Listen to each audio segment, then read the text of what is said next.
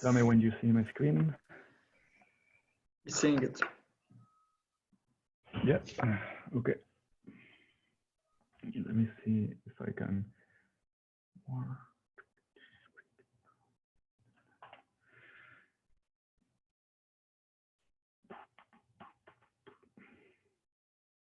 Okay. Well, so now, last part of today's session is trying to understand the signals that we are reading in the sensors and make something out of them, what we call from signal to events in this fancy naming, which is basically what the cover of DSP or digital signal processing covers. This is a very broad field. We are going to cover very simple things today, but this could be someone's career. It's many years of study, and there's like huge amount of work being done now into this field, because at some point you will realize that no sensor, no matter how cheap or expensive you have, even a camera or whatever, is perfect. So you will see that in any case, whatever reading you take, you would have to do some sort of processing, even if it's something very simple, from just filtering or trying to remove noise, or something more complex like extracting frequencies or doing FFTs or more complex stuff. But anything or any type of sensor we have will carry around some sort of processing on itself. Just to make a quick comment before we get started on different techniques, this session that we're going to talk about today is also on a GitHub repository in Python, and we will talk about it in the Code Club. So the idea would be to cover the same things as we will cover in here for Arduino, but in Python in a more advanced computer. So the repository is already available and you can check it. And we just have to decide if it will be for those that come to the Code Club, if it will be this Monday or next Monday. So the first question that we will ask is something that I think Daniel asked yesterday in Neil's class, is whether or not doing this type of processing in the Arduino or in our electronics, and generally embedded electronics, or in our host computer. And that really depends. Of course, the algorithms that you are going to put inside the embedded chip are going to be much smaller and simpler than the capabilities that your host computer can have. But that always depends. Why? Because, for example, if you are trying to send data from an embedded chip via any network communication protocol like Wi-Fi or Bluetooth or something like that, maybe you want to pre-process a little bit that signal instead of sending a lot of data to a host computer, and avoid sending data to a platform or collapsing it. And maybe you can do a little bit of processing before in your embedded system and somehow distribute the load and avoid overloading your platform. And doing a little bit of this DSP could help with that. On the other hand, if you are doing something very complex, the algorithm itself might not fit in the embedded chip because it's too large and it doesn't fit in the flash memory. So you might want to just do a little bit of processing in the chip and then send the data over to a host computer that is able to hold the algorithm and have the capabilities, the speed capabilities as well to process the data. So as always in life, there's no black and white. It's always gray, and it depends. You will see. You will have to see in each of the cases. So the very first the most simple technique that we can use is called thresholding, which basically is to take decisions based on the value of our signal. If it goes over a value or below a value, then we do something. In this code, this is the really simple code you already know. You probably have already done this. Even Arman was showing us right now that when he was able to trigger the sensor, well, the LED by the response of the sensor. The only thing that you need to have is a threshold and make a condition in your code that will check the value of what you're reading with respect to that threshold. If it's higher or larger than that, then we will light up the LED. Otherwise, we keep it in an off state. Of course, this implies a little bit of calibration, and you have to know what the magnitude of that threshold has to be, and you have to do a little bit of testing so that you can determine what threshold it is. So don't be lazy when you do this, and try to spend some time to determine the threshold. However, imagine Oscar, that, yeah. And couldn't we have some kind of logic in the code to determine the threshold automatically, like try to analyze what the noise floor is and then put a threshold value in that? Yeah, exactly. Yeah, that that would be like a more advanced technique, but you certainly can do that. Oscar, another question. When we are defining the threshold, don't we need to define like a lower part and an upper part, like between this and that? Well, it depends. I mean, if imagine that you want to turn on a fan whenever the temperature reaches 20 degrees.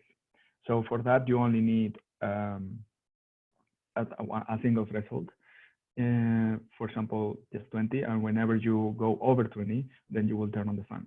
However, and this links directly to the next topic, is that we might want to include what we call hysteresis. And that is probably, I think, if that's where you're going, Pablo, is basically imagine that we have a little noisy signal or a signal that is oscillating around 20 degrees in this case. We don't want to be turning on and off our fan with very little times or very little pulses, because we are oscillating right in the 20 degrees area, or even because we have some noise. There's going to be an inherent noise in the signal, and we might be oscillating between 19.9 and 20.1, and we want to avoid that effect. So we might as well use this technique that is called hysteresis. So how do we do that? Imagine that this is the field of the input in the horizontal, and this is our output. We will only turn our output whenever our input goes over a threshold that we define. For example, it could be 20 degrees. If we go over 20 degrees, then we will turn on the output. However, whenever we go below 20 degrees, we don't have to turn off the output. We will only turn off the output whenever we go below a secondary threshold that is lower. In this case, for example, it could be 19 degrees.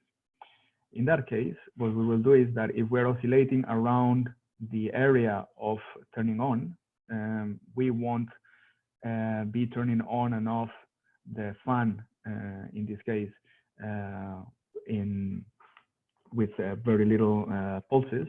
What we will do is wait until we go below 19 degrees, which will take much longer. And that way we will turn off the fan with a larger time. This is what the fridges have, doesn't they? Yeah, exactly.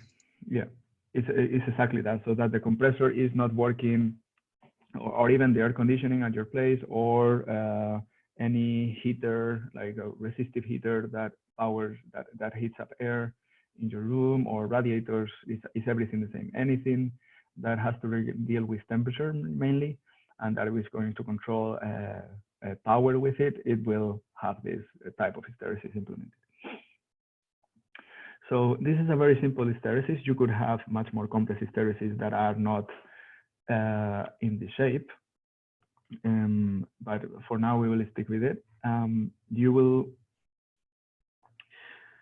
You can implement this just expanding a little bit your if condition that we had before, but just adding the hysteresis in it. And in this case, we will say if the reading is over the threshold plus what I define hysteresis divided by 2. In this case, is 20 degrees the threshold, and the hysteresis is 2 degrees. So I will be, if the reading is over 21, then I turn on my LED. On the contrary, if the reading is, and this is a mistake, it should be lower than the threshold and minus the hysteresis, so this will be 19 degrees, then turn it off. What happens in between? Well, initially we had turned off the LED, so whenever we go in, we already have an LED state, and we constantly check these values. If we are going from 18, 18.5, 19, 20, 21, then we turn on the LED. When we go to 20.5, we don't do anything if we oscillate in that area. Until we don't go to 19, then we won't turn off the LED. Is that clear? Can you explain again the concept of hysteresis? So besides Yeah. the code, Yeah. one on the So picture above. yeah. So this in horizontal, we have the input signal. Imagine that this is temperature. And in vertical, we have the output. Imagine that this is 0 or 1. The fan is off or the fan is on. Okay. So what we are saying is that the point in which we turn our fan on is higher than the point in which we turn the fan off. And that difference between them is what we call hysteresis. Means that if we are oscillating around the threshold, we won't be turning on and off the fan, because for us to turn it off, we have to go below this value. Okay, so imagine that this is, again, this is 20 degrees in here, or 21 actually. T here is 21, this value is 19. So if the temperature is rising 18, 19, 20, 21, then we turn it on, we're here. And then if we go, we stay there, the fan is on until we go below 19 degrees. But we don't turn it off when we go below 20 or 21 exactly. It won't turn off when it's 20.9, it will turn off when it's 19 degrees, which gives you a margin so that your system doesn't oscillate too much, and gives you a little chance to control, for example, to take into account the inherent noise that the system can have, or the accuracy of the sensor, or this type of things. Okay, great. Yeah, I understood. Okay. Thanks. So that's more or less the idea, and as you see, this is very simple to implement. Now we're gonna jump into what we call filtering. So as I was saying, any sensor and any signal will have noise in it. So we can do a technique in which we will try to reduce the amount of noise that a signal has. Noise, just to define it, is any type of unwanted, unknown signal component that is not what we want to measure and that we cannot characterize because it has some sort of randomness in it. What we call filtering is basically remove the noise. So imagine that we have a sensor, a DIY sensor that we built with graphite, and that everything is a little bit flimsy, not perfect, and our tolerances are not very good. Then very likely we will have a signal that, in this case, it would be in blue, that won't be exactly what we want to read. And what we actually want to read is the phenomena that we have in red. So you see that there's an extra component that is added to the signal that has some randomness. We cannot characterize it, but that we can remove it mathematically. So is that more or less clear? Yeah, okay. So filtering implies somehow having information about the present moment, but also keeping track of the information in the past. If you look at the coding here, the reading that we have, this is the previous example. The reading that we have at that moment, we don't store it anywhere. We read it, and we lose it. Maybe we just turn on the LED, maybe we print it and send it to the computer, but we don't do anything with it. To be able to characterize and determine if a reading is valid and it has affectation by noise, we need to be able to compare it with something else. And the only information that we have is previous readings, so the past. The amount of samples that we are saving will make our filter more or less complex, and we will have to store more or less information. For that, for storing that, we will use in programming what we call an array. So an array is a construction that you use it's a data type in Arduino that basically is capable of storing values. Basically, we put values one after the other, and when a new reading comes, we put it in the last spot, and then whenever we reach the end, we clean it and we start over. So where was I? Here. So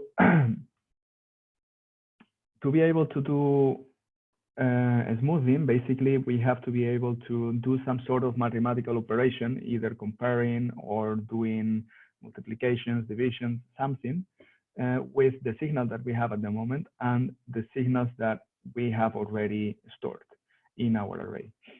And this example does exactly that. So here we have a definition of how many readings will we use. In this case, it will be 10. And we declare an array that is a list of integers, an array of integers that contains 10 values. Then we need to keep track of where are we storing the data. In this case, it will be index number 0. And what we will do in this case is that we will do the average of all the previous samples that we have received and that we have stored in our array. What will that do? If we have, let me make this a little larger. If we want to have this point in red, what we will do is we're going to take this point in red, so this point in blue, sorry, and we're going to consider all the 10 previous ones, and we're going to do the average of all of them. So one of them is going to be up, one of them is going to be down, up, down, up, a little bit more, a little bit less. So we will do the average, and more or less, the average will cancel itself out because randomness is on average normal. So somehow when we do the average, we will stay in the point that we want to read. Let me put an example, a better example with painting. So if I share my whiteboard, if I can. Oops, okay. Do you see the whiteboard? Yeah. Yes. Okay. So imagine that this is the readings that we're getting. So we get this reading, we get this reading, then this reading, then this reading, then this reading, bam, bam, bam, so on. And we go here, okay? If I take the average of all of these, more or less, my reading is going to be here. So that somehow is already doing the smoothing of our signal. If all of a sudden the signal is going like this, still with some noise, then I take the average of these 4 points and it's more or less here. So I connect it. I take the average of these 4 points and it's more or less here. So I connect it, and then so on. So take some more samples. I take the average, it's more or less here. So I connect it, and then a little bit more. So now it's here. And you see that what I'm getting is actually what I want, which is the trend of my signal, but in a more discrete way by average little by little the different steps that I'm taking. Does that make sense? Yeah, okay. So if I come back to my code,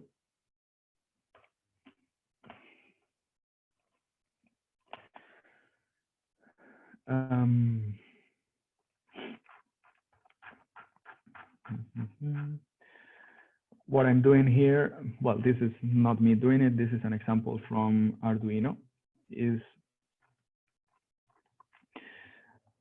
I'm taking the reading of my sensor and I'm putting it into the array in the index that I started with, which is number 0. So I put it in the first bucket, let's say. I sum it to a variable that I call total. And here what we're doing is, if I had something in total before, in this case not, it was 0, I will add it on top of it. I will put the value that I just read and then jump the index one more. Let's skip this for a second. Then what I'm doing is I take the value that is the average, which is I take the sum of all the samples. Imagine that I went through 10 samples. I take the sum and divide it by the total number of readings, which in this case is 10. Okay, so basically I'm taking the average, but step by step. Then we're printing it, and that's it. If we are at the end of the array, then we start over. And the array, the index in which we are storing information comes back to 0. And we start over in the process. So if I come back to this, I have my bucket. This is my list. For simplicity, we have 1, 2, 3, 4, 5, 6. So I read and I put the first value here. I read again and I put it in here. I read again and I put it in here, again, and again. I'm taking the average all the time. So when I put the first one, the average that I'm outputting is just this value. When I put the second one is the average of these two. The third one is the average of these three, and so on and so forth. When I get to the end, what I'm doing is I change the index and I come back in here and I put another value. And now my buffer, so it will be what I'm outputting is always 6 values and is the average of all of them. And I am switching the position all the time. And it means that I'm updating this one, then this one, this one, this one, and so on and so forth until I complete the whole buffer and I start over. And this is just sending the average. In this way, we're somehow already doing what we call smoothing, which is also called a moving average.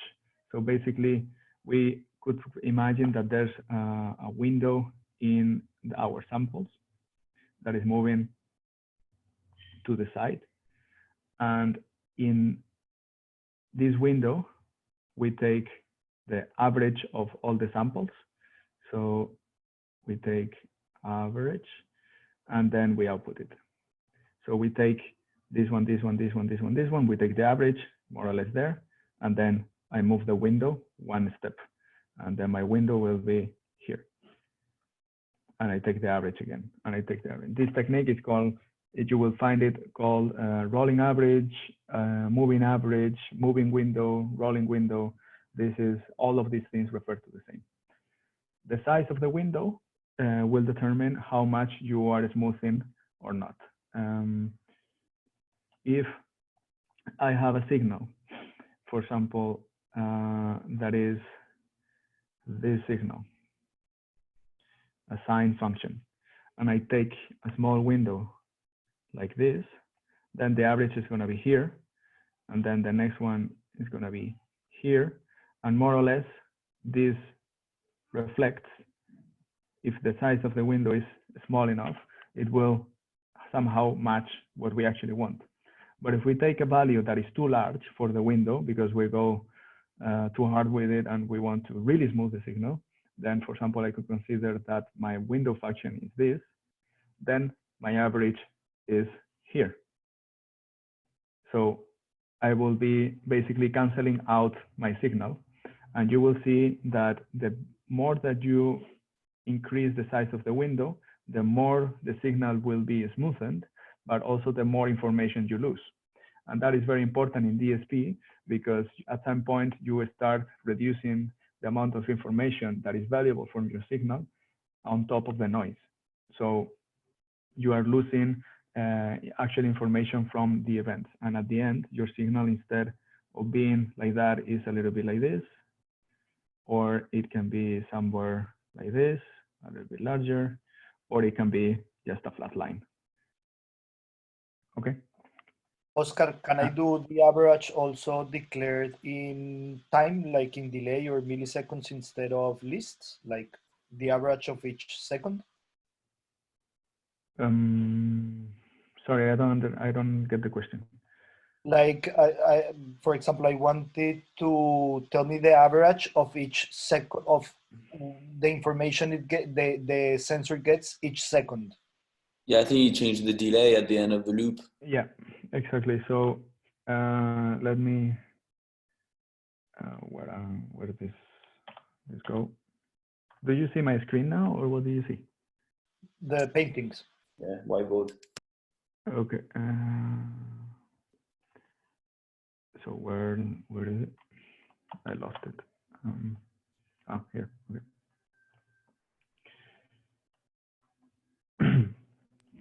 So Still a whiteboard. yeah, don't worry. So imagine that you want to take the average during 1 second, and you have this signal. Okay, this is, let's imagine this is a total of 10 seconds.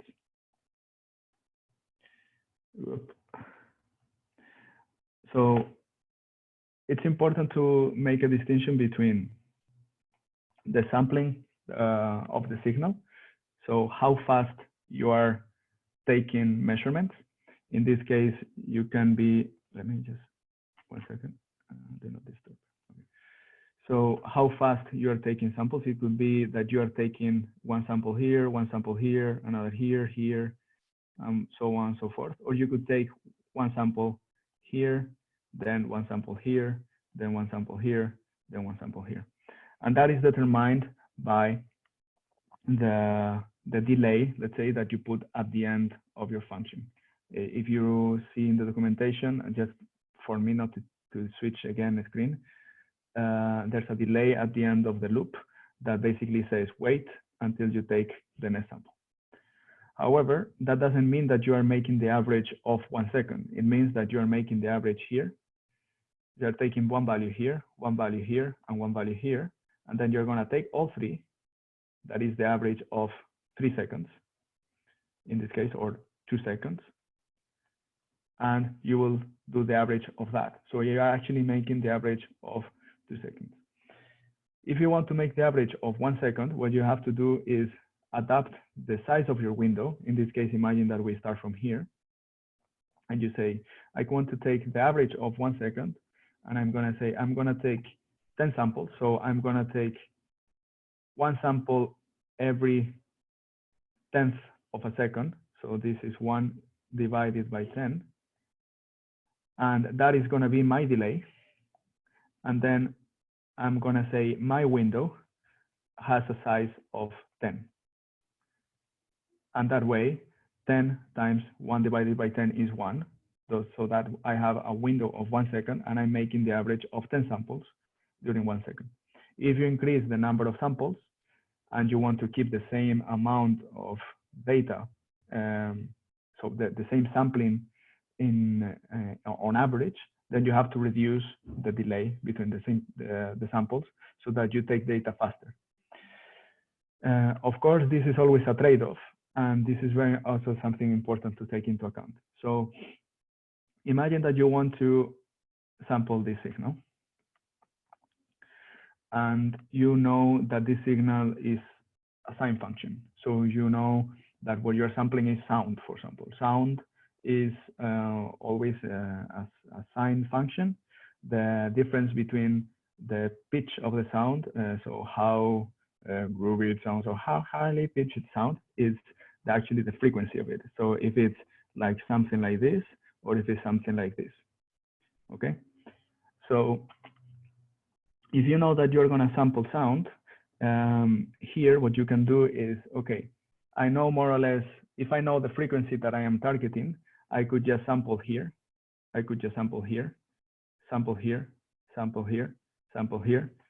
And then I have total information of what I need to characterize just with 2 samples in one period. What we call one period is when the signal repeats itself. So this is one period. So this is from here to here, this is one period. If I take just this value and this value, or this value and this value, or this value and this value, this is very important. This won't give me anything, but these values will allow me already to extract information from this here. Any extra sampling that I do is useless, because I already know the shape of the function, and I know that if I put 1 point here and 1 point here, the function that I'm getting is exactly that.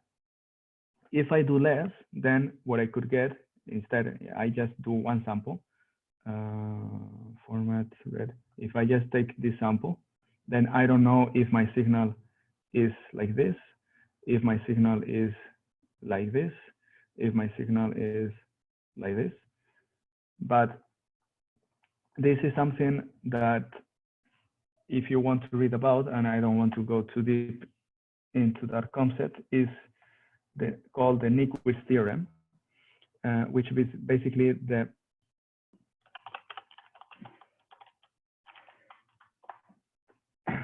minimum sampling frequency at which you have to sample a signal so that you can get information from it in case that you are sampling discrete signals and that they have frequency components. And this is very much related to the concept of aliasing, which is basically this. Imagine that you have, you want to sample the signal in red, and you are not taking enough samples. And at the end, it happens that you're imagining or you are interpreting that you're getting this signal instead of the red one. That concept is also something that you have already seen many times, that happens on cameras mainly. Cameras are nothing but samplers of images and sensors that are sampling images at very high speed, at 60 frames per second, 50 frames per second.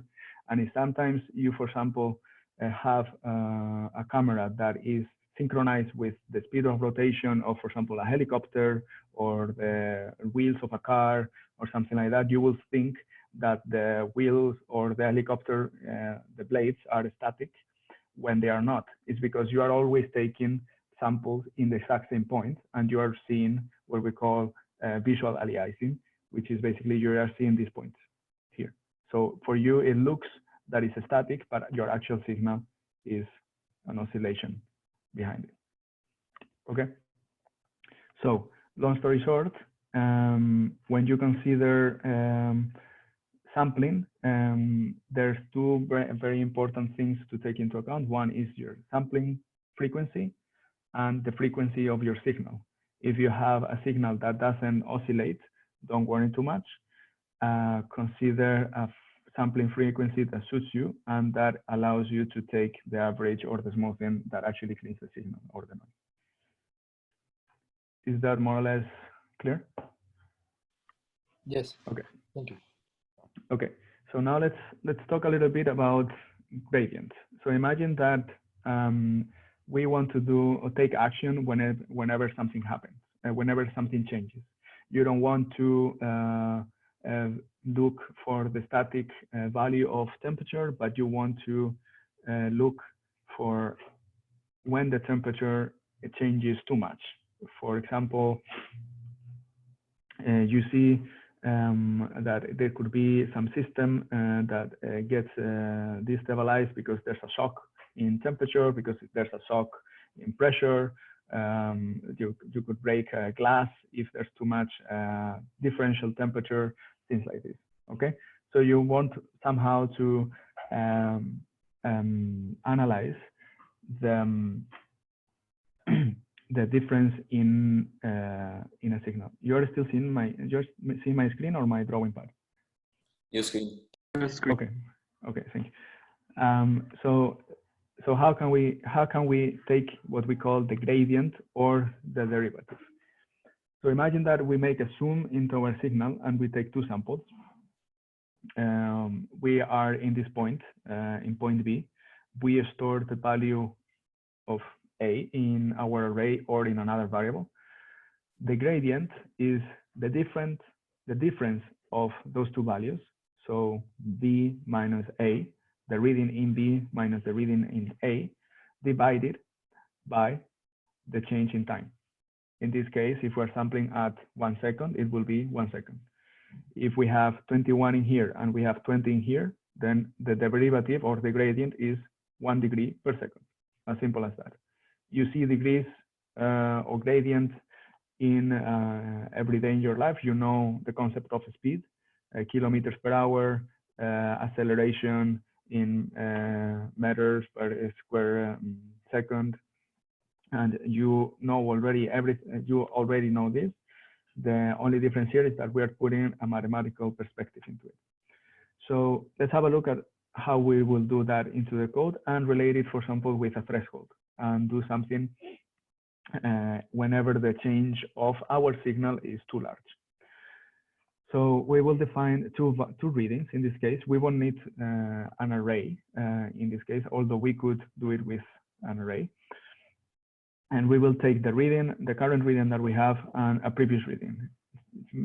Have a look at the difference here, that we are initializing the previous reading at 0, because we will need this reading, this value, for when we take the first one. If we don't have anything here, we cannot make an operation in the first time. Then we will have a value in this variable. So I'm gonna find the threshold, the hysteresis as we did earlier, and I'm gonna light up an LED whenever the change or the rate of change of my signal is larger than the threshold. So the only thing that I have to do is take the difference. And sorry, again, I will correct this code. This is wrong and this is wrong. I am just taking the difference, which is gradient equal reading minus the previous reading. And then if that is larger than my threshold plus hysteresis, I light up the LED. If this is lower than the threshold and hysteresis, I turn off my LED. Something very important with this, and a message that I just want to, this is a function. Digital write is a function. And this looks very simple now, but in here, you could have anything. So when I say digital write in all of the examples is basically do something. And it can be your system reacting or your state machine or whatever you want, reacting to the input. So this is already a little bit of how you would consider the flow of decisions within your code. I know that for people that already know coding, this is very simple, but for people that don't, this type of things is already defining how your code is going to react to the events that are happening. And finally, just before we go to the hardcore DSP, is where we are only putting the previous reading, the reading into what we call previous reading, because the future, so the present in the future will be the past, and then we can take the gradient with the reading that we just took earlier. Is that more or less clear?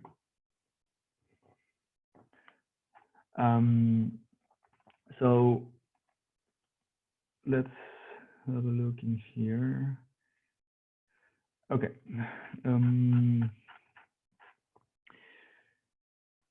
Let me go and do just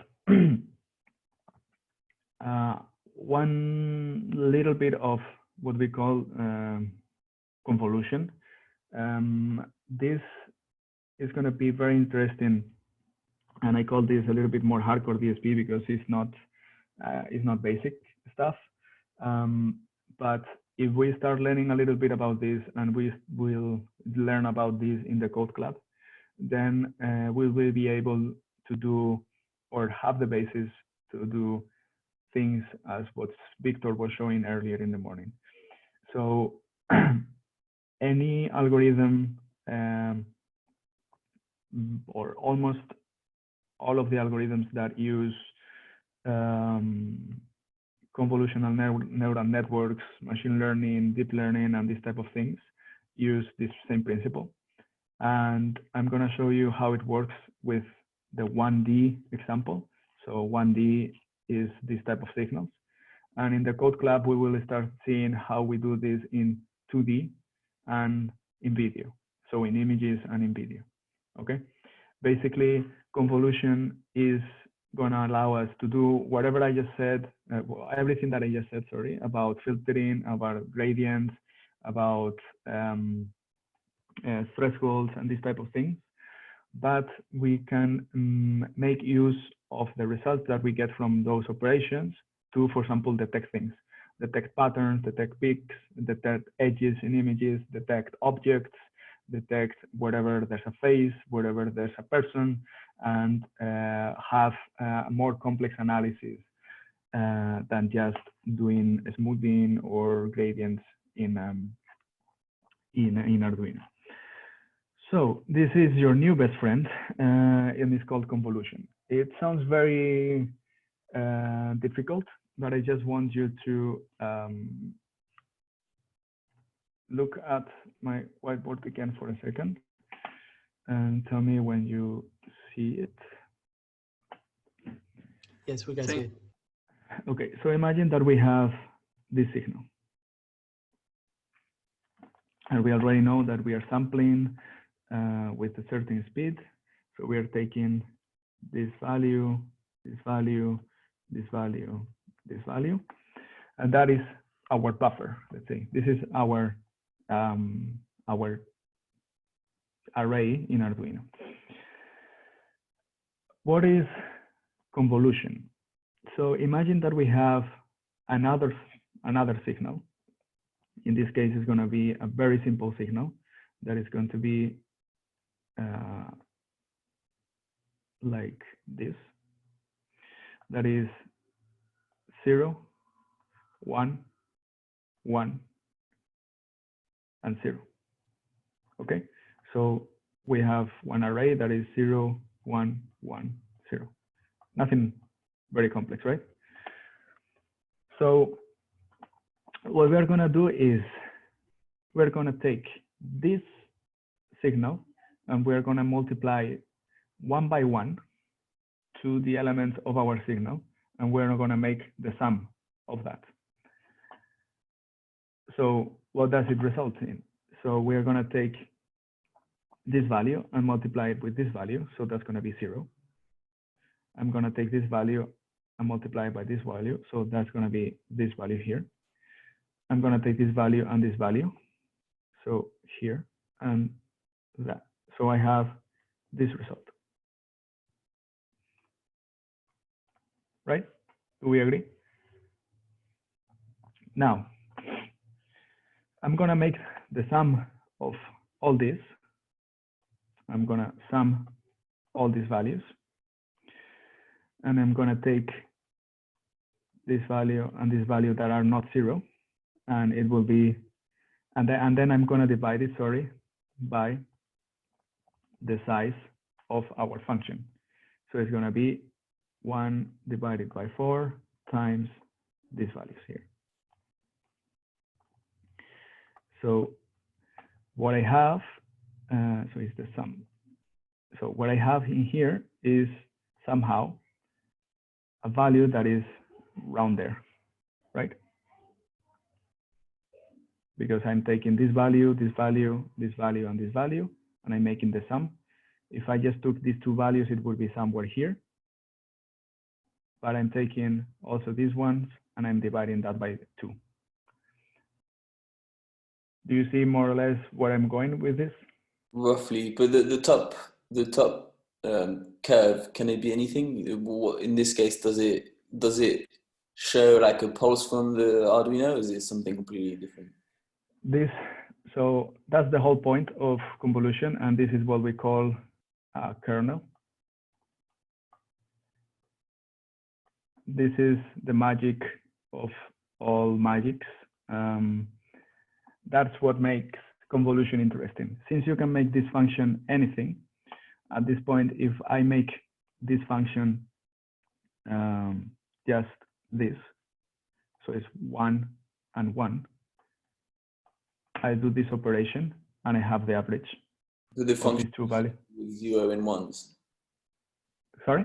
The function on the top is only with 0 and 1s. It can be. It could be anything. It could be whatever you want. Okay. And the reason that why I'm making it zeros and ones is that if I do it like that and then divide by the number of samples that I have in my kernel, then I am taking the average of my signal. If I then sweep this kernel function across my signal, what I'm doing is exactly the same thing as I was doing earlier. I'm doing a moving average. So basically I am taking this value and this value. So imagine that I'm using this one. So my function is 1 and 1. So I'm taking this value and this value, taking the average, this value and this value, I'm taking the average, this value and this value in here, this value here, and basically I'm doing what I was doing earlier, which is my moving average. If I make this larger, it could be 1, 1, 1, 1, then I will be taking a longer average, and basically. So Roger, sorry, Oscar. So what's the difference between doing the rolling average and doing this rolling average with the kernel? Like, what do you gain from using the kernel? At this moment, nothing. At this moment, it's exactly the same. But the interesting thing about this is that imagine that this kernel is not just that, but that is something different. For example, that we have this kernel. So we have 0, 1, and 1. So 0, 1, 1, 0, 1, 1. And I have a signal that is something like this. Imagine that I want to detect when I have a value, when I have a what we call a rising edge. So when my signal has a very low average and then it goes to a very high point. What could I do with this? Actually, this is an open question. What would be your suggestion? Ignore this for a second. I have a question. Yeah. I have a question. If I understood it right, the kernel is gonna be a matrix, right? It's a 1D matrix. Yeah. So the multiplication that you did, I guess it's gonna be matrix multiplication, not the. No, it's element wise. It's element wise. I'm multiplying the first element with the first part, the second element with the second part, the third element with third, and the fourth with the fourth. And with that, I'm making the sum, and then I am dividing by the number of samples. Okay, because like. Okay, so it's element wise. It's you still see my drawing, right? Yeah. So if you have a look at this, this is my signal, this xn. So this, I have a 0 in spot 0, -1, -1 point something, 2, etc. And this is my kernel. So basically imagine that I'm taking some sample number 3, number 4, number 5, and number 6. Element by element, I'm multiplying them by my kernel. In this case, it's 3, 2, 1, 0. So one by one, and then I'm making the sum. And that value, then I am putting it in the output here. Okay, so if I have this signal, I am the first one with the first one, the second one with the second one, the third one with the second one. So I'm multiplying each by one element by element. Then I take the sum and then I put it in here. Okay. Okay, okay. And But then this is doing the filtering. In this case, this is doing a convolution. Depending on the shape of your kernel, it will be doing something else. It can be a filter, or it can be peak detection. It can be many things. It could even be the derivative. So let me go back to my whiteboard. So imagine that I have this signal, and imagine that I haven't told you anything about convolution yet. What would you do to detect? Let me actually do this. What would you do to detect when we have this change? So that something happens, well, like and the signal goes from 0 to 1. You do the reading minus previous reading, no? Okay. That's one case, and then you can define, for example, what a threshold.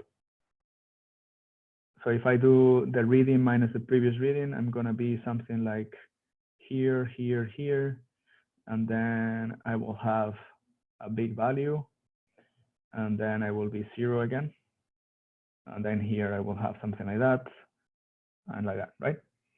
And here you could basically say I have a threshold. Whenever this value goes over this threshold, then I have a peak. Then I have this transition. That could be a valid option, right? Imagine that we have a more complex signal, and that we have something like this.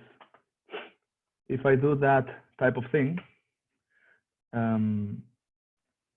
and this is the beauty of convolution, to be able to generalize what you're doing, is that you take this one and this one,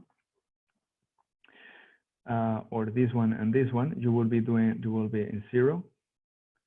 You would do something like here, here, here, here, and then somewhere there.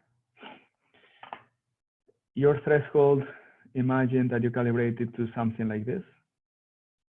So this value you detect it, but this one you don't detect it, because for whatever reason your signal has also a little bit of noise here, and this provokes that your detection function looks a little bit like that. So it goes like a little noisy too. So you don't want to be too close to this noise value, so you choose a threshold value over there, and you only detect these peaks instead of these ones. That could be. So Óscar, how do you go from the red signal to the red one, from the green line to the red one? So in this case, what the only thing we're doing is we're taking the actual value and making the difference with the previous value. Okay. Which, if so you think of it, that's not the convolution. If you think of it, it's also a convolution, but the kernel is this one. Because your current signal is 1, so you're taking your current signal, and your previous signal, you're multiplying it minus 1. Then you're summing this. So you're doing 1 times current value minus 1 times previous value. 1, 1, so current minus previous. So it's the same. Actually, taking the difference, you are doing somehow a convolution, but since you are limited in the amount of values that you can take to the past, then somehow you are like limiting the information that you can extract from that. And for example, a better case in this situation would be to have a kernel like this, for example. And that way you're taking information from two values in the past and you're doing the average. So remember that we're doing the average, and by doing the average, we are filtering. Smoothing is what we did earlier. And we're taking values from the present, and we're also filtering, and we're taking the difference. So average minus average. The zero in the middle, well, this is my convention, is that sometimes the kernel can be, this is my mistake, the kernel can be, sorry, centered in here. So the kernel can be centering here, or it can be centering here. So it means that you multiply, the present is here. And for example, you want to ignore the present. Imagine that you already stored your signal and you are analyzing it a posteriori. So you can center the kernel in here, or you can center the kernel in here. Okay, in the case of sensors, when you have an Arduino, you can just have that. You assume that you're here. So this doesn't apply. How can you have the sense in the middle? Because you can't guess the future values, no? That's why I'm saying that imagine that you take a recording and you have it in your computer, and then you do it a posteriori. So you analyze your recording after you took the measurement. Yeah, it makes sense. Okay. So why am I telling you all of this? You might be wondering. Because if you understand this, everything that we've been doing as filters, calculate the derivative, extract features from signals can be done just by changing your kernel, and you don't have to imagine something else.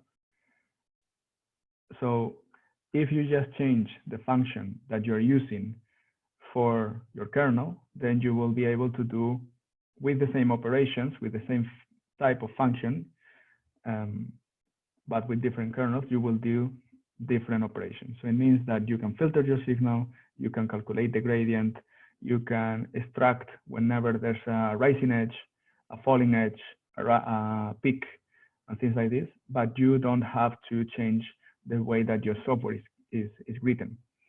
It means that if you see in this case, when we were talking about filtering, here we had to write this part in the code, which is taking the average in the loop, whatever. When I'm talking about gradient, I have to modify that and write a different code. But if I make a function that is called convolution, and then I just change the kernel, then I can have different kernels in my code and just one function. And this way I can do smoothing, gradients, peak detection with the same piece of code. I am only changing 4 numbers instead of my whole code. And that, I think, is preferable than having custom snippets all around. So having said that, how would we implement this? It's a little bit, it's not that easy, but I just want to see you to see somehow in an animation what we were talking about. So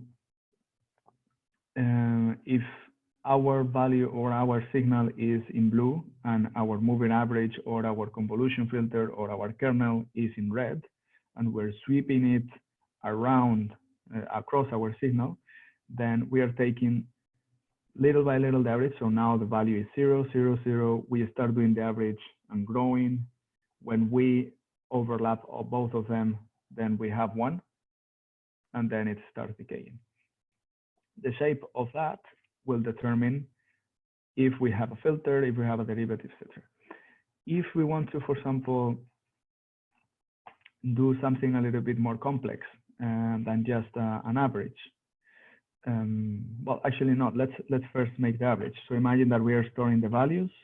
We are storing 10 values, and we have a filter that has a size of 4. This is my filter. so it's all ones. Basically, I'm going to take the average of 4 values. And I have here my convolution function.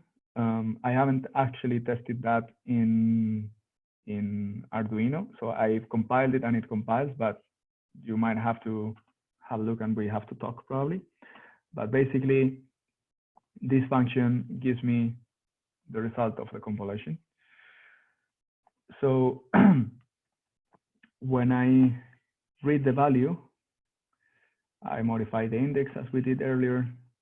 And whenever I complete a buffer, so whenever my read index is the number of the readings that I'm taking, then I take the convolution and then I print that in serial print. And then I come back. So if you do that, I did this in Python, not in Arduino, but supposedly it should be the same, then I get this type of thing. So you have our noisy random signal here, and depending on the number of samples that you have in your filter, if you have a filter that is just 4 ones or 10 ones or 20 ones, like an array of different numbers, then you can get these different signals in here, so removing more or less amount of noise. Now, there's something that you might be noticing here already. This is a signal, this is a noise, this is a sine function with amplitude 1. So it should go from -1 to 1. But as you see, when I super filter my signal, then I am getting the purple one, and the amplitude is from -0.5 to 0.5. Means that I'm losing information. And I wouldn't go for the case of purple. I wouldn't go for the case of green, probably. Maybe yes, depends. I would have to see more of the signal.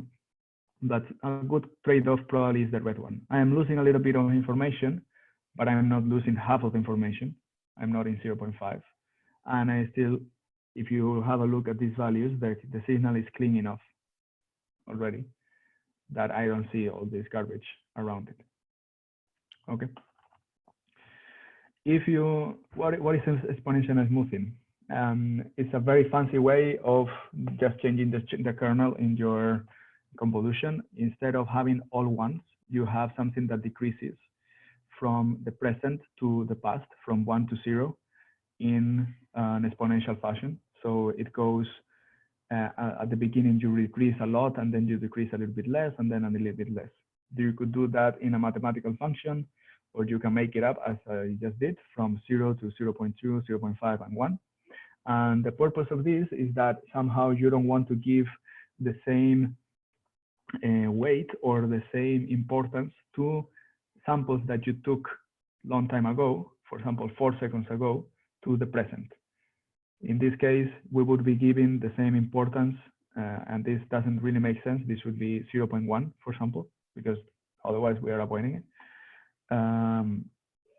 We would be giving, if all of this is 1, and imagine that we are taking values of, in a sample of minutes, then we will be giving the same importance to values that we are taking now with respect to values that we took 5 minutes ago or 4 minutes ago.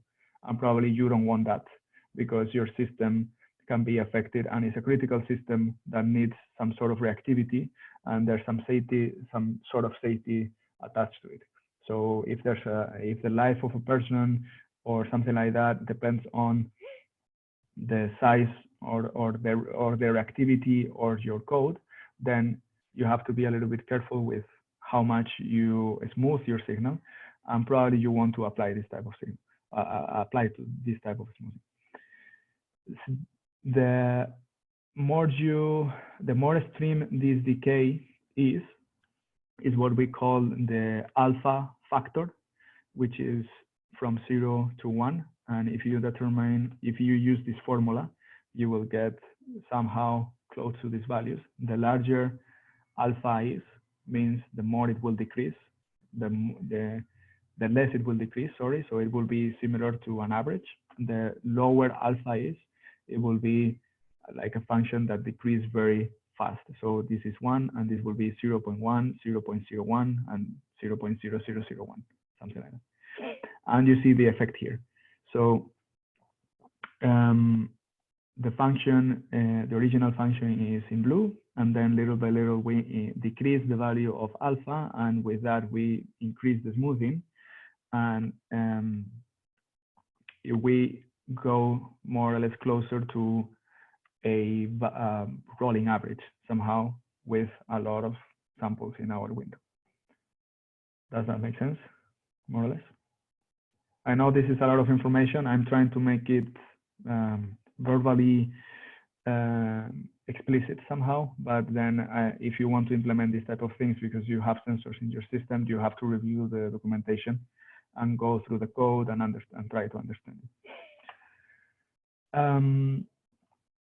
Here caveats, well, we already talked about the problems. Not all the noise will be removed, so be careful with removing too much noise, because you clean so much and then you clean everything and you don't have any signal any longer.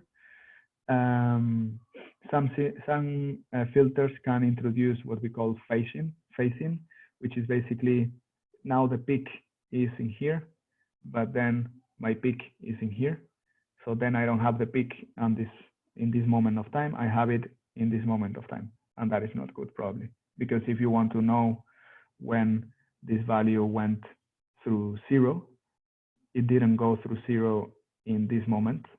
It went through 0 a little bit later, and that can introduce problems in your system if that something relies on critical like events or decisions that you take.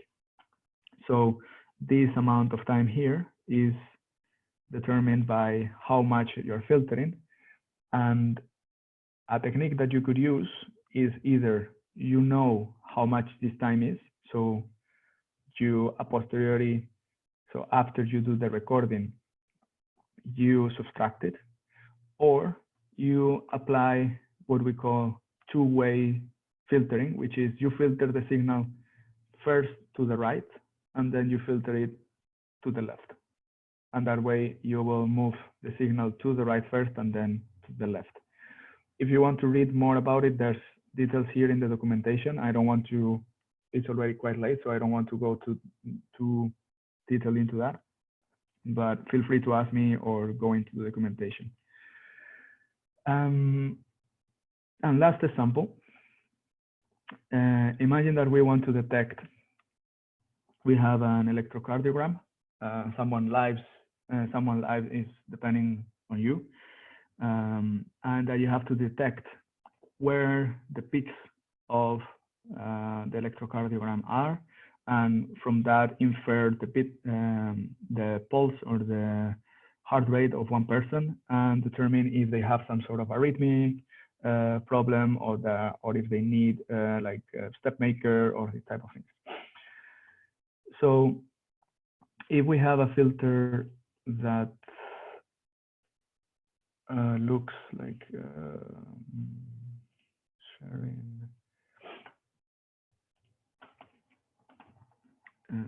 if we have a kernel, imagine that this is our electrocardiogram, something like that.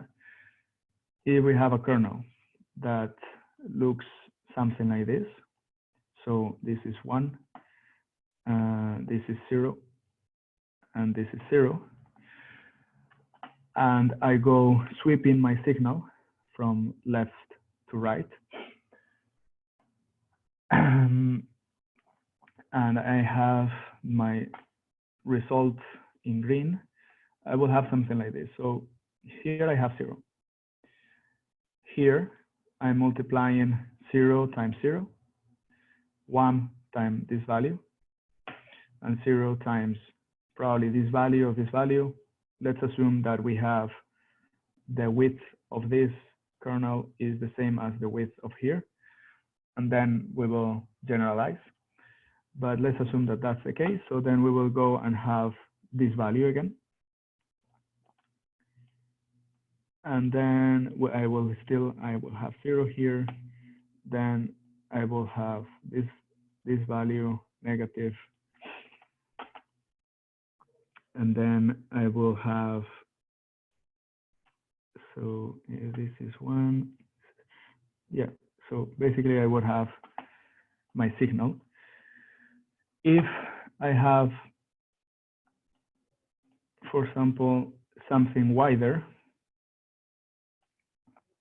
so 1 and 1, 0 and 0, then I can have something like this. Here I will have this value. Here I will have this value. Here I will have this value. And some, or maybe a little bump in here. And imagine that then I have something like this, a little wider. So here I have this thing, well, even a little bit lower, and then here. So you see in that, in any case of the kernel that I have, here I have something. So if I establish a threshold here, I have this area in which I have something is going on there, right? So if I change the shape of my kernel and I do an iteration with all of them, then I can say, okay, I have this value. Something happens here. I'm going to reduce it. Okay, I have this value. Okay, I have this value. Boom, here is my peak. So iterating with the same operation, but just changing the value of the kernel, I was able to determine, okay, whenever my signal has this type of shape, basically the same shape of my kernel, I will have a very large value because I'm multiplying the rest by 0, but the important part, which is the shape, I'm multiplying it by 1. So that will mean that the value will go up. The more similar my kernel is to the shape of my function, the larger the value I will have. And when I have a large value, then I can say, okay, I have a peak. And that I just explained has a very fancy name that is called wavelet detection. So wavelet What if peak. the kernel width is like half the size of the bump? Or like the visible, like, yeah. So in that case, what you will have is, instead of having the larger value in the smallest one, you will reduce a little bit the kernel width again, and you will find the actual kernel that fits your the value of the threshold that you want to find. So if you look for this, wavelet is nothing else. It's just functions that have the shape that I just showed you, but a little bit smoother, and is basically iterating with different widths and different functions and trying to find which values are larger than a threshold, basically, that you can calibrate with iterations over different wavelets. And here you see a big company like National Instruments and many others. That is basically a company that does high-tech laboratory instrumentation using this technique to identify peaks and valleys in signals.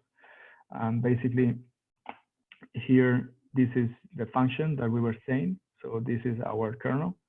And if you have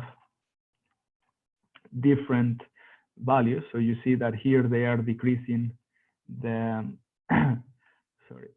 here they are decreasing the shape of the width of the signal, then little by little you were able to get from more peaks to, let me see, to this type of bends, until you just reduce the less important peaks and you find the top values that it's what you're looking for.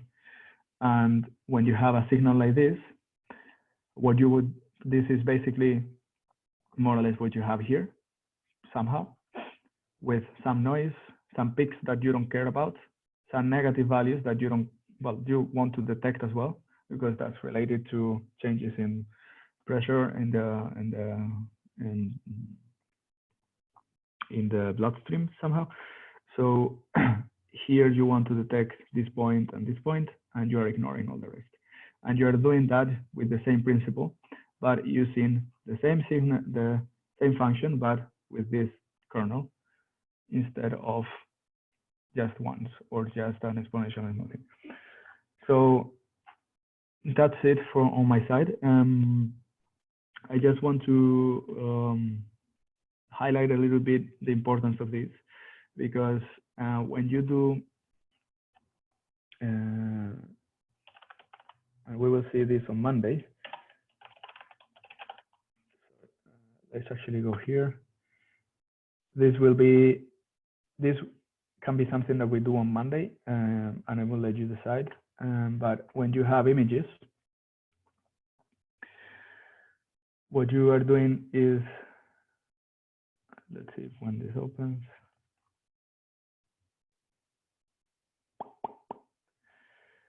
So imagine that you have an RGB image.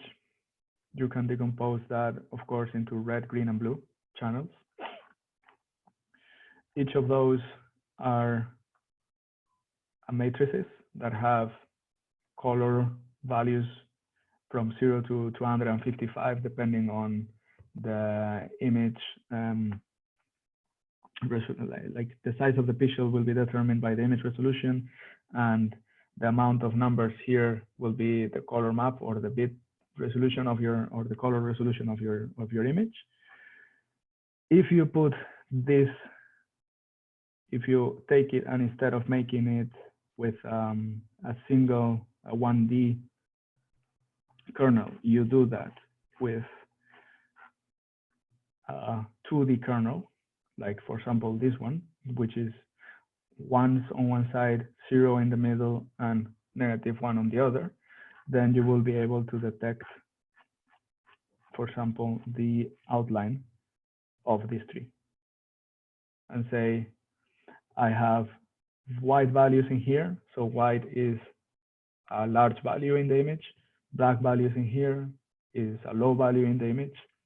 I'm multiplying high values and low values, so then this value will be very high, the difference between the two, and then I have a very high value. If I put that into color information again, a high value is white, and actually let me run it, and I don't feel like I'm telling you bullshit. So if I run this, I take the image. This is my image, it's 1280 by 960 pixel, and with 3 channels, and this is the image. So this is the information that I have inside. I can display it, and this little fancy tree. Okay, come on. Okay, what's wrong? Okay, and if I apply this type of kernel in my image, and you see here convolve or convolution, I do that, and here I will see a bunch of noise, but you see here that the difference between each of the pixels, and here you start seeing the edges of things. If I filter my signal, and I do something better with a library, this is the image, and these are the edges. Okay, so basically we have been able to extract the edges from here by taking the difference from one side to the other, but also in the meantime having filtered the signal. If you do this in a very small scale, you, for example, are able to say that whenever you have this type of thing, that's the trunk of a tree. And whenever you have this type of shape, that's a branch. And whenever you have the combination of a lot of branches, that's the upper part of, I don't know how you say that, the upper part of a tree. And whenever you have that plus a trunk, okay, so then whenever you have that, then you have a tree. And then all of a sudden you are able to identify trees, which is basically what you do in convolutional neural networks or machine learning for object detection. And having said that, it doesn't help you much in this assignment, but the principles are the same. And really you will master, I would love you forever if you do something like that in your inputs. Because no one, I mean, I haven't, there's not much about this in FAO Academy. So it would be very interesting if you give it a try as well, if you want, if you feel like it, and you can. Do you have any questions? I know that it has been quite hardcore, but I think you're all very smart, and that you can cope with it. I have two questions. I have it since Edu showed the pin set of the node MCU 8266. Since it only have one analog pin, is there any way to turn the digital pins into analog? The ESP8266. Óscar, it's already in the web page. I uploaded it in the repo in input weeks. Okay. The pinout, you mean? Yes. It was saying that it only has, it was showing that it only has one analog input. It's there on any way to turn the digital inputs into analogs if we want to have more than one analog sensor. But doesn't the GPIO also serve as, don't they have ADCs inside? Edu? No. Only this one. Only that okay. one. Actually, you see the ESP, this one, like it's kind of multiplexing the pinout. The ESP doesn't have that many actually pinouts.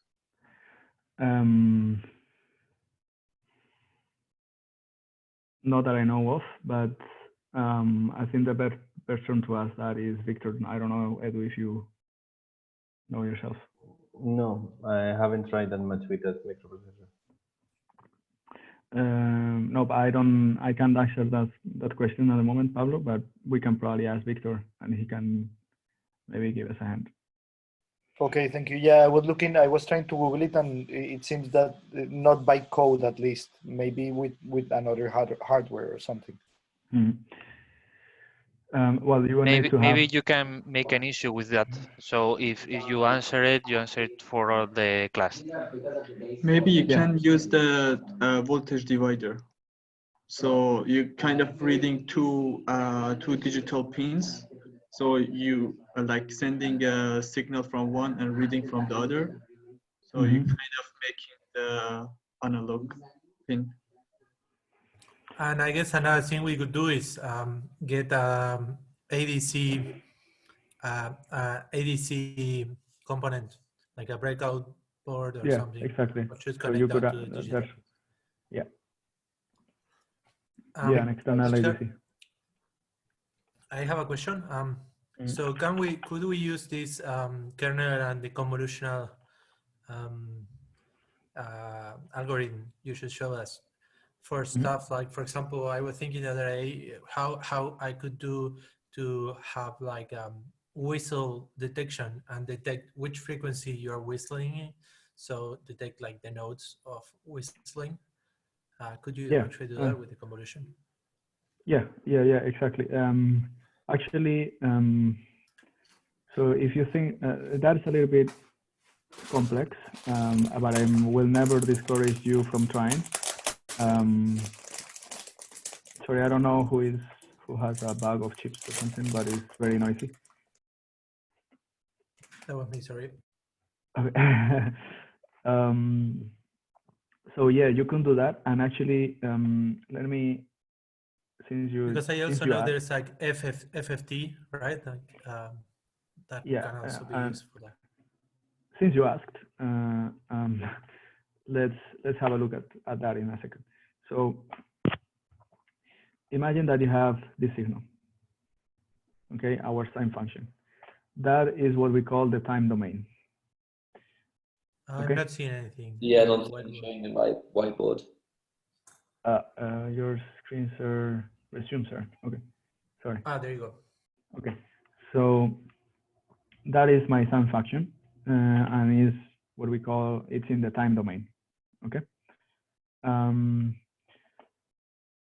We could express things in what we call the frequency domain, or have determine the spectrum of the signal. And since there's only one frequency, so the width of let's say the peaks, the sine function doesn't change with time, and there's nothing else on top like this. We could put it into frequency, and I'm sure that you have seen this when you have seen equalizers or modulators or these type of things. You then have something like that, right? So this is time domain, and this is frequency domain. Okay. So imagine that you can, what are the colors now? Okay, well, whatever. So imagine that you manage to do this process, which is what you said, FFT. So FFT stands for fast Fourier transform. Basically is a mathematical operation that is capable of extracting the frequency information that you have in the signal and express it in this spectrum. So in this domain, which is frequency, not time. So we see how fast things change instead of seeing how things change, okay, somehow. But it's not, don't be confused, it's not the derivative, is the frequency, the frequency that you have in the signal. So basically, how far apart are these peaks, more or less, okay? So if you could make an algorithm that takes the FFT and then says, okay, whenever I have a value in this frequency that is above the threshold, then I have detected a value in this frequency, and means that I have, for example, a whistle. For example, a whistle will be very likely characterized not by this signal, but will be something like that, in which you have a signal and then some small components on top of it.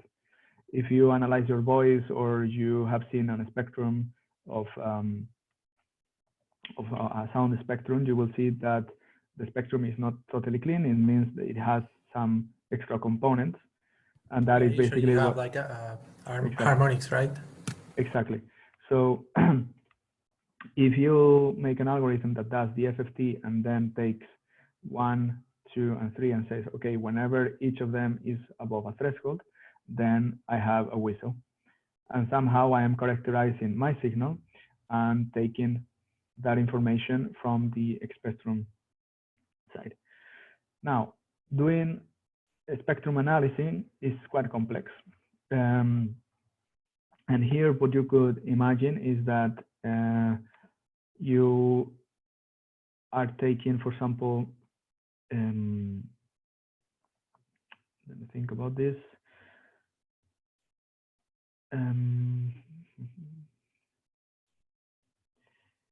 Yeah, so what you could imagine is that you take the FFT result, and that you, for example, apply a filter onto it, and you only get your signals. And you get, well, let me, 1 second, I'm thinking.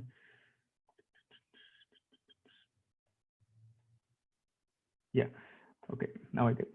So imagine that you have this spectrum, and you only want to get whenever there are frequencies in certain windows. So you want to say, I have a window in which the whistles can happen, or two.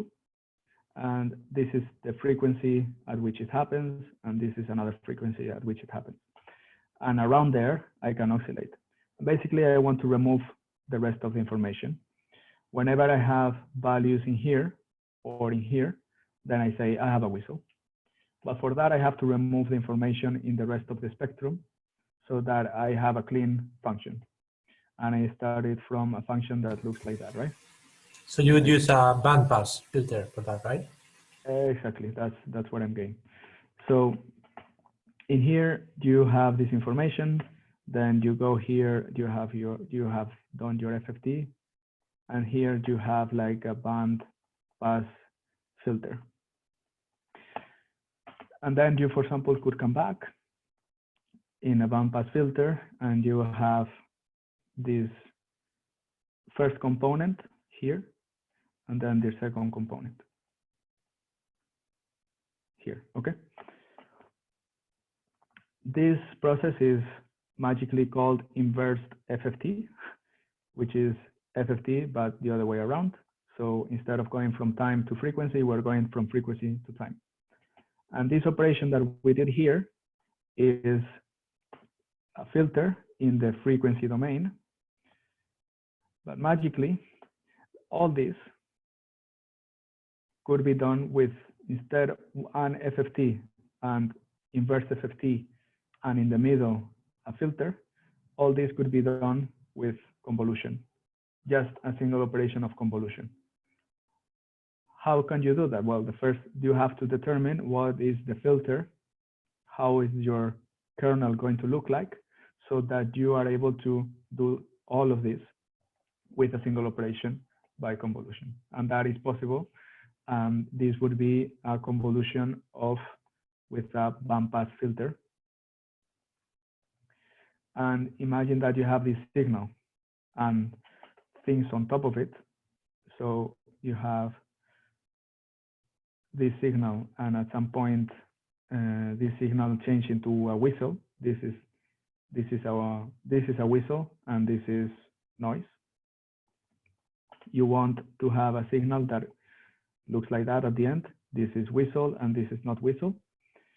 So you could make a filter or a kernel in convolution that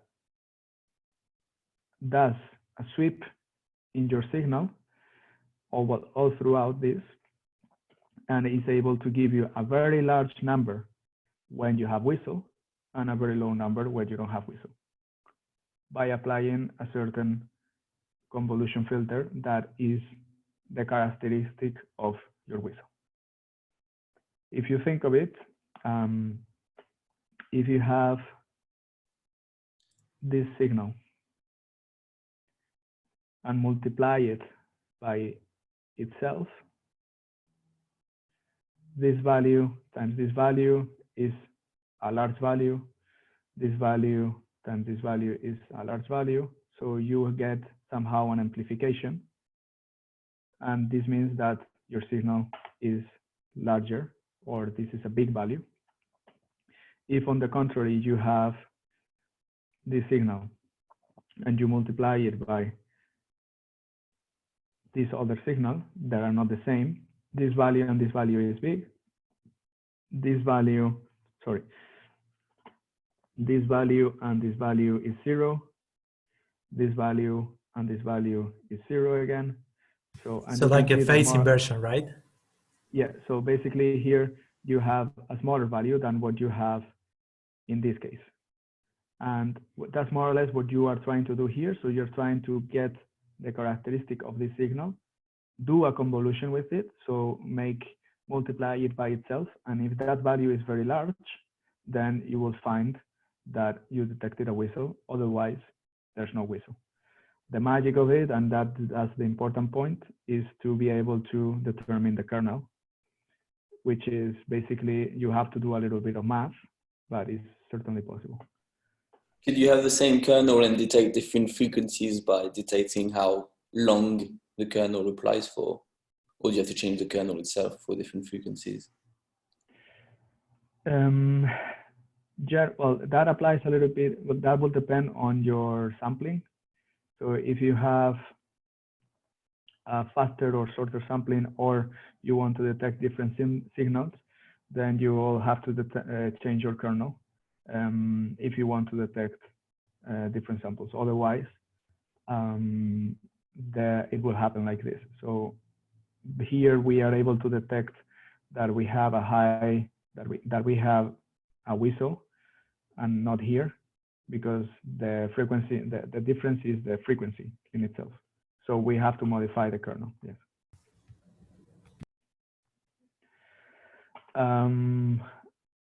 Okay, I think, well, it's getting a little late, and I'm sorry for such a hardcore long class. I hope you enjoyed. If you are interested about this type of things, since it's not just simple or single sensors, but a little bit more advanced, we can try to build that little by little. But for FA Academy, keep in the mind that we have to do things iteratively. So we don't want to start already in the top doing FFTs and these type of things. We want to go little by little until we get up here. So for this week, the expectations are not that you get till here, but the expectations are that you get till here or till here. And then little by little, in the rest of the FA Academy, we'll go building up, and we do more and more complex things. So even if the class was a little bit advanced, the idea is that we try to start where we were with Victor this morning, with the things that we saw with Edu, and the first things that I started saying about the smoothing and this type of things. And then we try to grow them into more complexity until we can get to final projects type of things. But don't start going from here, because then you will fail. Unless that you are like super high IQ, which I don't doubt, but I don't want you to get frustrated. So that's it.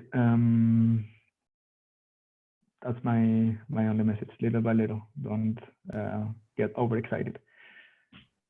Thanks, Óscar. Okay, do you have any? Let me stop sharing my screen. I want to. How do I stop sharing? Stop sharing. Okay. Do you see my face now? Yeah. Beautiful. Thank you. So, do you have any other questions? Do you any comments, doubts, complaints? Do you want to go have lunch? I think we should. I think we'll have a lot, but we're gonna figure them out while we try the kernel thing.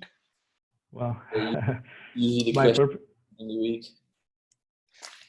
Again, the purpose is not that you start from kernel type of things, is that you try to iterate with the different things that we did. Start from doing simple workflows like smoothing, thresholds, a little bit of hysteresis, and then when you have a clear intention in your system, like your final project needs, for example, to detect something or needs to analyze sound or whatever, then we go for those type of things. But start from simple. I have a question. Is there any tool that we can visualize the signals that we're reading from the sensors or anything? I have you covered. Well, the first thing you can have is the Arduino serial monitor. But since you asked and you like the code club, on Monday we will do our own serial plotter, and we will see how to do that in Python. So we will do recording data in real time. We will build up a little bit on to what we just did, but we will create a little interface for plotting the data. If you want to have a look already, have a look at the GitHub repository, clone it and install it, and you can have a look at it. Or Armand, if not, you can go to serial monitor and serial read, and that will be. Armand, check the link I just sent you in the chat. Arduino has a serial plotter embedded, but almost nobody knows about. Taking that serial plotter in count, is it better to write the sensors in analog inputs to try to calibrate them? Since I've been trying to use the this one, but it always detects movement. So I don't know if it's better to calibrate it. That PR sensor has some microcontrollers already into it, and it works in a completely different way. And actually, I don't like at all that sensor because you control by hardware with the 2 potentiometers, and you control with the 2 potentiometers the calibration, and that sensor has at least 1 or 2 seconds delay that you cannot use it. It means when it gets activated, trigger, the sensor takes almost 2 seconds to refresh, to cool down, because it takes infrared, and it's useless for 2 seconds until the next activation. So that sensor only works for digital. Okay, perfect. Thank you. Just very brief comment. So you have your Arduino and your sensor. If you are going to use a sensor that is not something out of the box, the workflow is first make the code, put serial prints inside so that you see that you're reading properly, and open the serial monitor in Arduino and see the output. Once you have that working and that you don't have spurious output like garbage that is badly like problems from the sensor and this type of thing, then you go to the next step, which is, okay, now we make the plot and we see the values. And if you're using capacitive sensor or temperature sensors or whatever, then you can start making this type of workflows of detecting when you have a threshold or detecting when whatever. And then the last case will be to make your full-fledged algorithm in Python or C++ that takes that and converts it into I open my microwave, more or less, you know. So the process is first interface with the sensor, read it, and this is what you are expected to do this week. Then we will go for the rest. Okay. And will we see how to save data outside of the program if we want a long period? Yes. So you can either do that into an SD card module. For that, you will need an SD card breakout board that you can attach to your Arduino, and there's a library that you can use for storing the data in. That is a little complex, but it's feasible. Well, it's not complex, but it's not like out of the box. You can have network, so you can send it to your host computer, and your host computer can do the storage in a file. Or you can have a USB cable that goes to your computer or to your Raspberry Pi, and that does the same process and it stores it.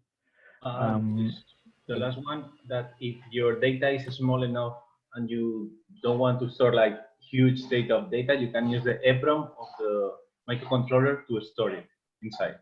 But the EEPROM is limited, depends on the microcontroller you're using. Yeah, and also remember that the EEPROM, it's limited in size, but also has a life. So you cannot write many times in, like, I think normally something like 500K times into the slots of the EEPROM. So it will start failing once you write too many times. This, of course, is not something that you're going to achieve in one day, but if your system is constantly saving things into EEPROM, then you will destroy it after a while. So the EEPROM is something that you will use for storing data, but in a very smart way. So you have to see that, for example, if you are storing 10 values, you only want to use the 10 first, and then you jump to the other 10 first, so that you don't over kill memory regions and this type of things. and that is a little bit more complicated handling than just an SD card. An SD card you can write and rewrite many more times than in an EPROM. Okay, thanks. But The then if EPROM, we, just to clarify for someone that doesn't know, is a permanent memory that doesn't go away when you turn off the microcontroller.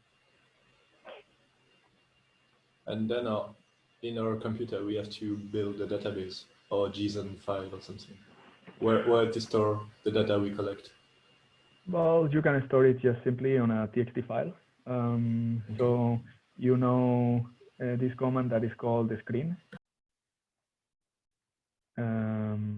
So if you use the terminal, you can just take a screen and do an output redirection to a log.txt. And wherever this guy is spitting, then it will be thrown into a file. And that's it. Okay. Simple as that. Yeah, thanks. Any other question? I have to go. So thank you, Óscar, for the class. Yeah, thank you guys for coming. Hope that you have a good, happy sensing. Any other questions? Bye, guys. No class tomorrow, right? No. Thank you, Oscar. Muchas gracias. Okay, guys. Thank you. Yeah, thanks a lot, Óscar. Gracias. Thanks. Oscar. Dime.